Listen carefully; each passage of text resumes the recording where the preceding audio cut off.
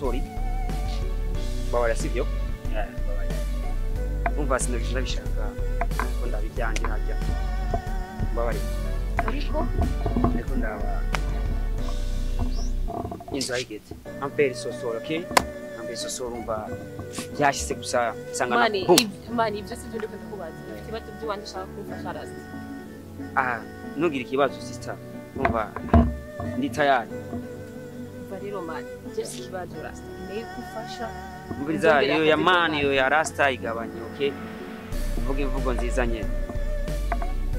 bogara umuntu ifite ibibazo byiwe ntuzane ibyo wabyo kuvuga ngo uvuge ngo imvugo gisanzwe no kuvugira okay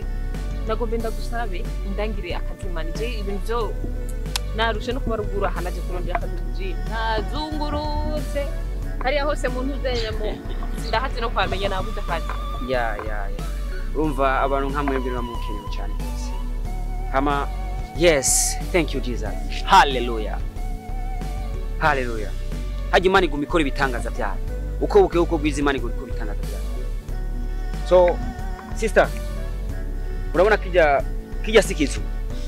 ijya ni eglise ndiko ndubakisha ujya ni rushitsenge ndiko ndubakisha oh I love you Jesus Rasta jengere akadishaka kunyereka eglise ntacho yo yes ni rasta genda umukozi w'Imana sivyo nubona se ko ma bring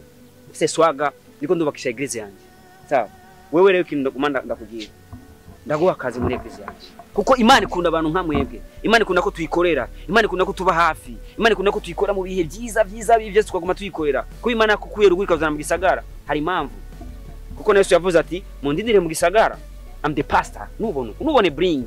none vyose Imana iri mu muntu niri muri iri nambara urumva sister Imana iri kumwe natwe Emmanuel so navuga tu elabo la masakara basana eglise yanje ngiriya nzoguha akazi sivyo ni washaka uzoba hafi ya jewe ube umukorezi wanje canke bishobose we mama pastor wabonye Yenu mukozi Imana hallelujah la bayeno oh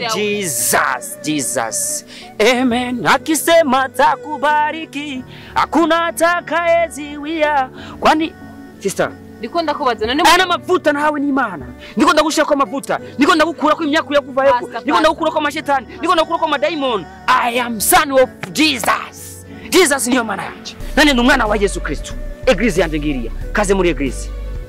ndiko ndakubaza muri eglise wawe nzokora iki je nishakira amaheri ivyo vya nembo Jesus vya oh haleluya Imana yavuze ati ni wadodora nzoguha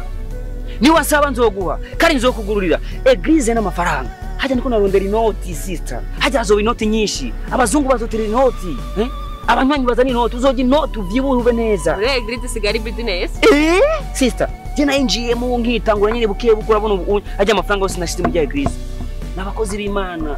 kandi baranyubaha hako dushimira Imana je nvumengo byo niko birapasa neza je basifisa akazi nyabaki muri eglise yose mpemba ngaho uracarimo amadaimon uracarimo mashetani uracarimo ibintu byinshi uracarimo amadidana sister ndagusavye cyane ndagusengera wakira umwami Yesu Kristo ndabigusaba ariko pastor we bwagucanje je ndiko ndagusaba akazi kumbwira gusenge ngo nakazi bihuriye he sister turi mu mirimo y'Imana iyo dukoreye Imana turaronka udashaka gukora Imana nuronka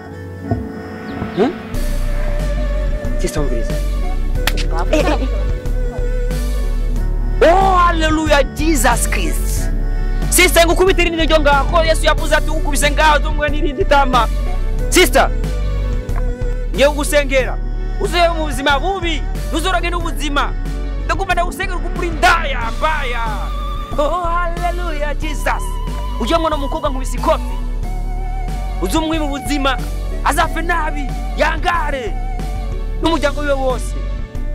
niko ndubakije eglise kuya ndondera amafaranga baze ari benshi kuri eglise kuya ndonga amafaranga nguri imodoka